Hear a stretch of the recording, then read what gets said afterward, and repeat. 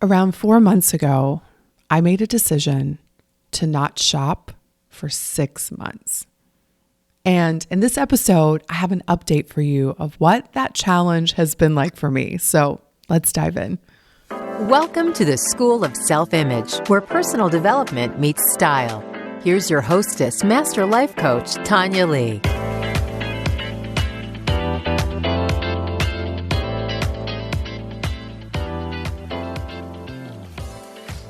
Hey, my beautiful friends. I am sitting here in an Airbnb, still awaiting on my furniture to arrive from Denver to Charlotte. It was supposed to be here 2 weeks ago. When we booked this moving service, they said, we'll have it to you within a week. And 3 weeks later, I still don't have my furniture. And they keep delaying it. They keep saying, oh, we're going to be there in a couple of days, and then something happens. And I don't want to put this energy out into the universe, but I'm starting to wonder if we've been scammed. Now, they told us it's going to be here tomorrow. So I will have an update for you all next week as to where in the world is Tonya's furniture. But until then, I'm so grateful for this little Airbnb that we've been staying in, but we're going to be kicked out tomorrow because they have another reservation. So it is an adventure over here. And I am so grateful for all of it. And I'm especially grateful for the tools that I teach within the School of Self-Image, because if it weren't for those tools, I would be a basket case right now. But I've remained calm. I'm staying focused. I'm dealing with the things that I can manage and control and letting everything else go because there's nothing I can do about it. And I invite you all to do the same. I mean, that's not what this episode is about, but I want you all, when you're in a state of worry, when you're in a state of stress, one of the things that helps me is I write everything down that I'm worried about. And I create two lists. On one side, it's my list. And I move things to that side that I can influence, manage, control with my actions. So for example, I can manage right now without my furniture belongings. I can manage figuring out where we're going to stay next. I can manage calling the company and badgering them every single day, asking, where's my stuff? If my stuff doesn't arrive, I can manage calling an attorney. Those are things that I can manage. But I don't have control over the furniture right now. And we stress ourselves out when we try to control the things that we don't have control over. Our partners, our children, other people. So we have to focus on what we have control over. And so on the other side of the list, I move everything to that side and I call that God's list. I'm like, that's in God's hands. God's plan, as Drake would say. And I just let that be what it is. I cannot control that. And so that is how I'm able to stay so calm, my friends, right now with no belongings and all of my things out there somewhere. But today I want to talk with you about my 6-month no shopping challenge. This is my 3-month update on what this has been like for me. So about 3 months ago, I decided that I was not going to shop for 6 months. And I gave myself parameters. So I wasn't going to buy anything that goes into my closet. So I can still buy my beauty products if I need them. I can still buy shampoo, like those types of things. I can still buy for other people, and I can still buy things that I need for the house, which right now is not a big thing because I don't have a house right now. Although that's not 100% true. I'm renting a townhouse that I'm paying for, but we can't live in it because we don't have furniture yet. So I may have to purchase some air mattresses and some sheets and blankets, and we will glamp in the townhome. So those were my parameters. So basically, I was not going to buy clothes, shoes, accessories, anything that goes into my closet. And the reason why I decided to do that is I was starting to be unconscious. I was starting just to buy things out of habit. And I noticed that my closet was getting more and more full and I couldn't find things. And I was starting to feel suffocated by stuff. And I wanted some space in my life and in my brain to just breathe and assess and use the self-image method to go through my closet. So the self-image method basically is 5 steps where you assess where you are, what you have, what's working, what's not working. You define where you want to be. So you get clear on what is my wardrobe, what do I want that to be in this particular example. And then you begin to edit, getting rid of stuff, letting go.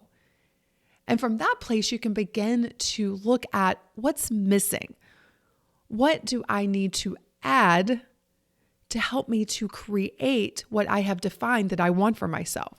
And then it's just a process of constant refinement, editing, adding, and refining to continuously create that picture that you have for yourself. And so for me, when I was assessing my closet, and the way this happened is I walked into my closet one day and I've been traveling a lot and I just had stuff stuffed in different areas of my closet and I didn't like how that felt. When you can't find things, it's a sign that you need to stop and assess the things that you have. And so I decided to spend some time thinking about how I want my closet to look, what I want my relationship to be with my closet, what I want my relationship to be with spending and investing in my wardrobe. And once I got clear on that, I knew I needed to take a break. I needed to spend some time editing my closet. I needed to spend some time on step 3. And I knew this was not going to be just a weekend thing of pulling everything out. I needed to do a detox from shopping and notice what came up for me and what continues to come up for me. And so I'm, almost 4 months in, and it's been really eye-opening and liberating in so many ways. And so I wanted to share with you some of my takeaways so far that I've had into this 6-month no shopping challenge. The first thing that I noticed is that your friends are going to think you're kind of crazy. When I announced to a couple of my friends that I wasn't shopping, they were confused. They did not understand. It's probably very similar to the person who is used to partying with their friends and drinking a lot. And then all of a sudden they announce to their friends, hey, listen, I'm taking a break from alcohol. Friends are like, what? But this is what we do. I don't understand. And it's okay that they're confused. It's okay that they think you're crazy. What's been really fascinating is to watch one of my friends decide to join me on this challenge. She thought I was crazy at first, and then she was like, I think that I need to do this as well. And so she started with baby steps. She decided to do a month of no shopping, which is great. It's all about being intentional. And if you need something so badly, then you are a prisoner of it. Really think about that. If you need to shop, if you feel like you can't live a month without shopping, even though you have so much stuff, then where's the freedom in that? There is none. You are addicted. You are a prisoner of that thing that you need so badly. And that was one of the reasons that I wanted to take a break. I was like, listen, I don't want to need anything so badly that I can't go time without it. But my friends have thought I'm a little crazy, and that's okay. Another thing that I noticed is that the first month was the hardest.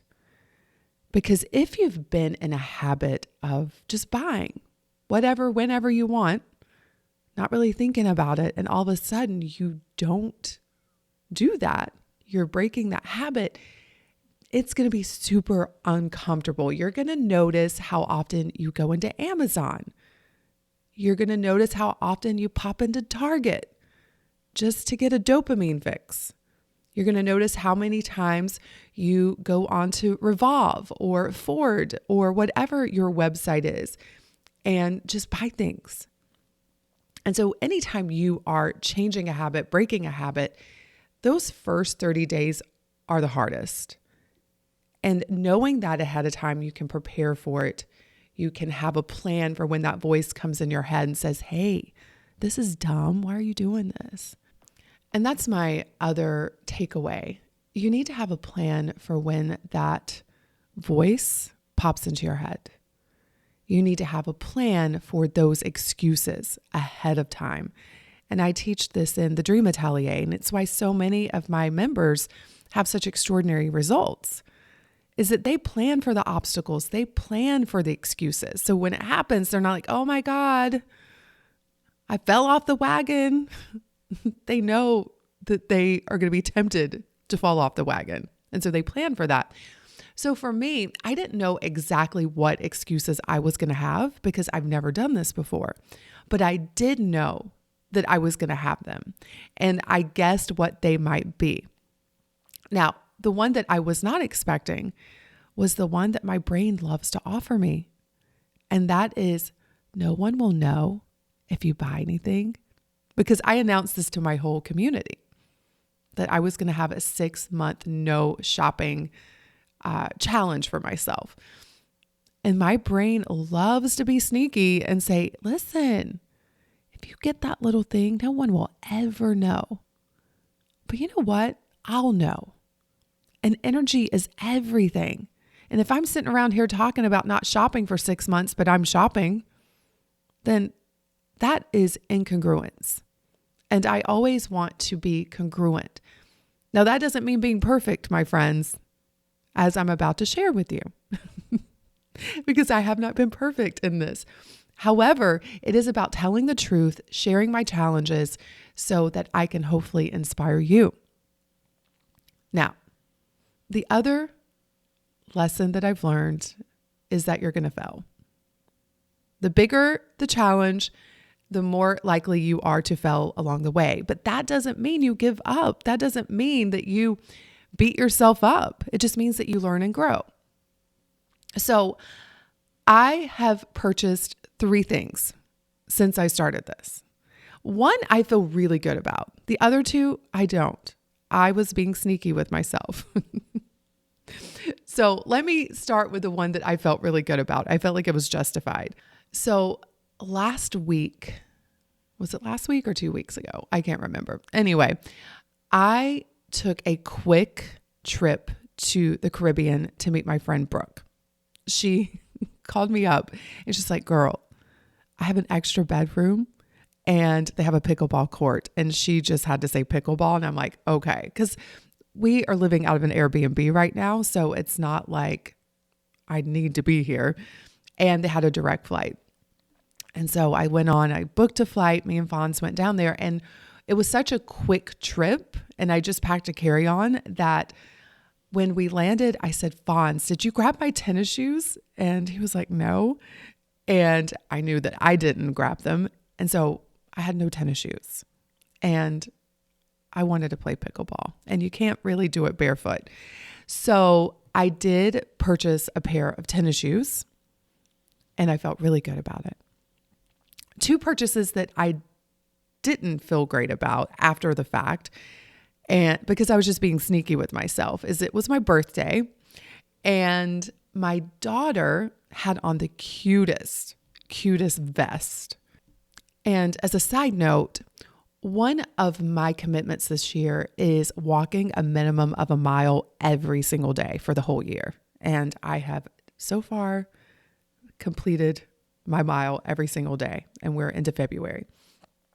And so with that, I have also decided that once I'm done with this no shopping challenge, I want to really invest and focus on athletic leisure wear, but chic, something that I wouldn't mind popping into having lunch with the girlfriends, but I also can go for a quick walk. So that means comfortable shoes, comfortable clothing, but elevated. And so my daughter had on this outfit that was so adorable. It was just that. She had on a cute baseball cap.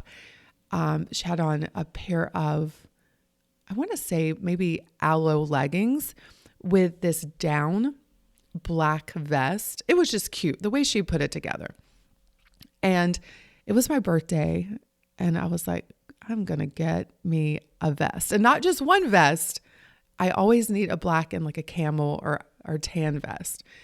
And so I bought 2 vests, and I justified it because it was my birthday. But after the fact, I was like, Tonya, that was your brain playing tricks on you. That was you breaking the commitment to yourself. And so I didn't beat myself up. I was so fascinated. I was fascinated not only with how our brains can convince us to do things, but also how we act like we can't live without stuff. And listen, you all know I love beautiful clothes. I love style. I think style has the ability to transform your life. However, I also know that we can have excuses and sabotage ourselves in the name of certain things, in the name of style, in the name of money, in the name of whatever. And so I was just fascinated by the whole thing, and I learned from it, and I'm like, okay, let's start again. Let's move forward. Let's look to the future. You've got a few more months at that time. Let's go. And I can already see how my brain is wanting to convince me to stop this challenge sooner than I had planned. I can see how some of our spending decisions come out of lack and scarcity. Here's an example. I'm supposed to speak at an event really soon, and my brain is like, girl, you can't wear that again. What are people going to think? You need to go buy something new for this event. And I'm just watching my brain do this. And I'm like, no, I have plenty of clothes to choose from. I don't need to go and buy new things. But you can see how that decision is not coming from, oh my God, I'm so excited to invest in a new piece.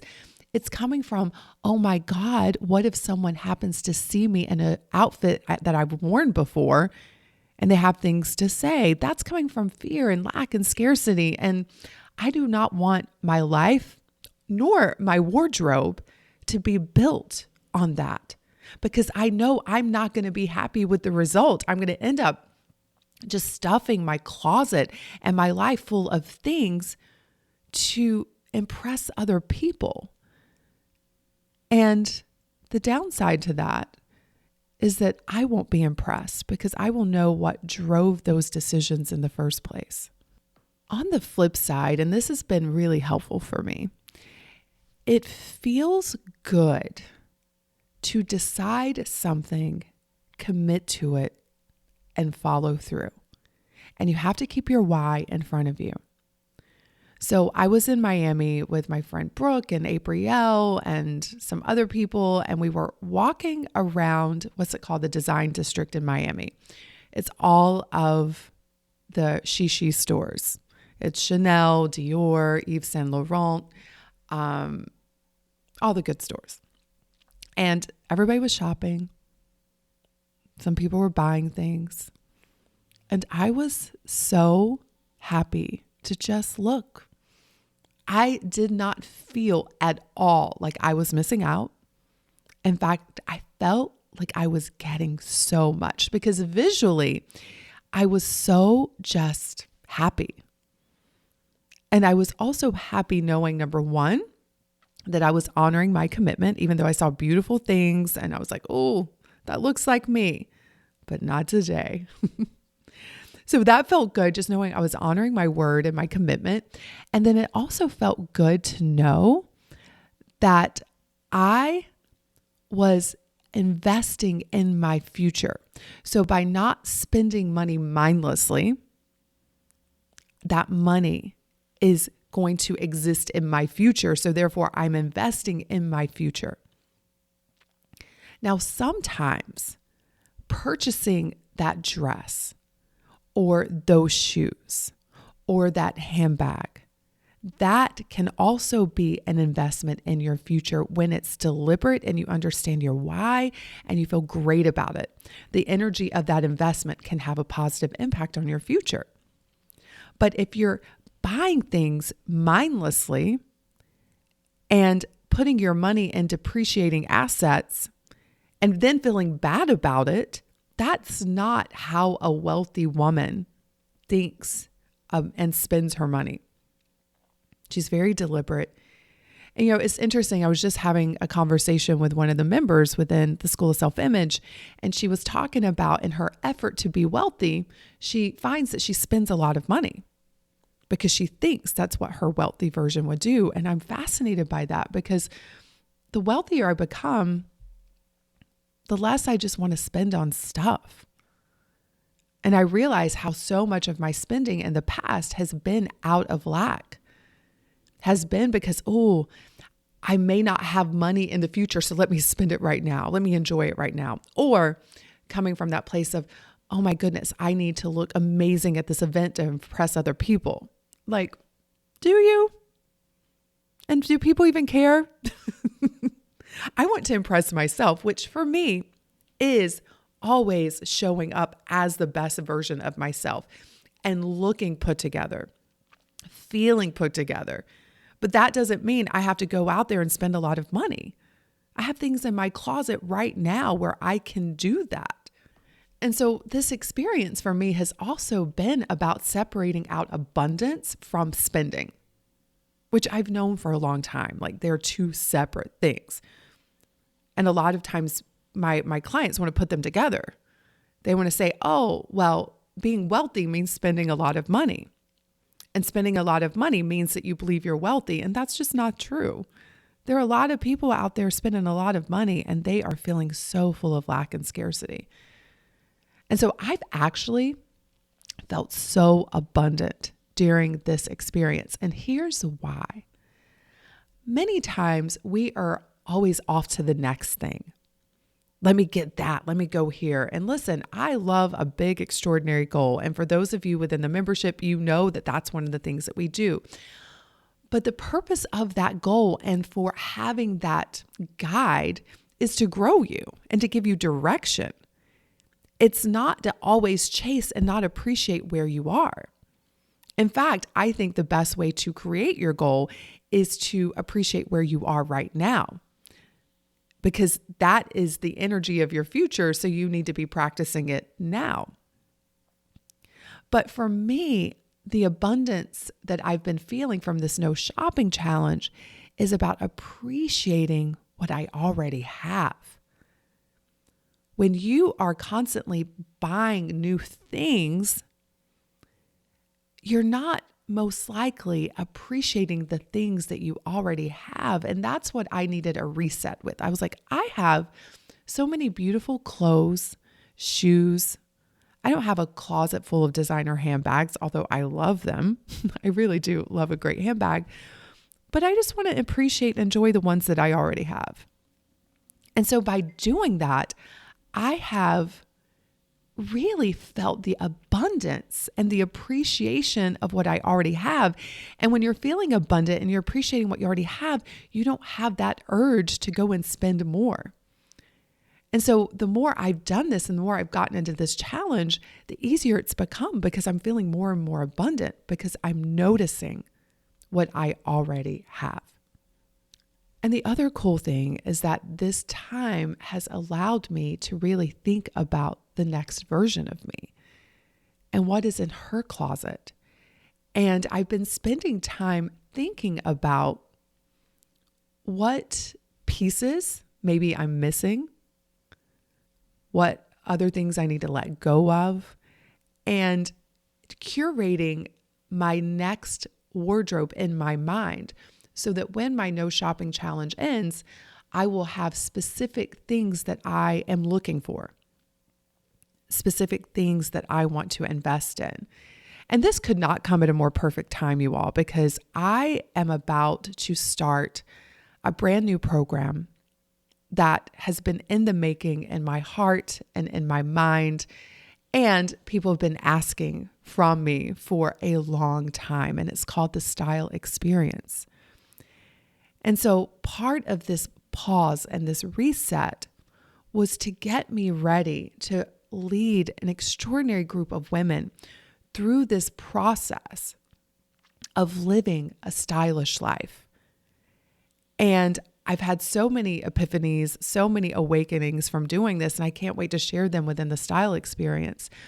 But more than anything, it's made me realize how so many of us, probably you have so much already. How can we maximize that? How can we enjoy it more? How can we appreciate where we are? And I do believe that that is the way to fast track yourself to where you want to be. Now, in thinking about the future, someone asked me the other day, they're like, are you going to do this again? I want to make this a part of my yearly routine, a yearly habit, but I don't want to do 6 months.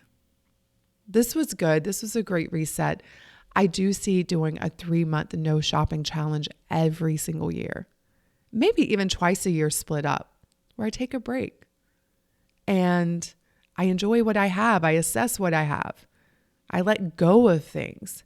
I don't know. When I think about doing it, I feel so much space and freedom. I don't want to do 6 months in a row again, but splitting it up 3 months and 3 months, or maybe just 3 months a year, that feels really, really good to me. And the other thing that I've noticed is like the money that I've saved in this, I'm able now to think about how to invest it in appreciating assets. And for me, appreciating assets are coaching, any kind of physical, tangible object that you put your money into and it appreciates. And so I've just been having fun thinking about, okay, I'm not putting this money in clothes over the 6 months. Where am I going to invest it? So that's been fun as well. So I'm curious to hear from you. Have you ever done a no shopping challenge? And if so, what was that like for you? What were some of your takeaways? I would love to hear. Come find me on Instagram at Tonya Leigh and let me know. Have a gorgeous week, everyone. Cheers. I'll see you soon. Hey, have you grabbed your free copy of the School of Self-Image Manifesto? If not, what in the world? Head over to schoolofselfimage.com/manifesto and get a copy that teaches you how to think and show up in the areas of mindset, style, and surroundings so that you can transform your self-image.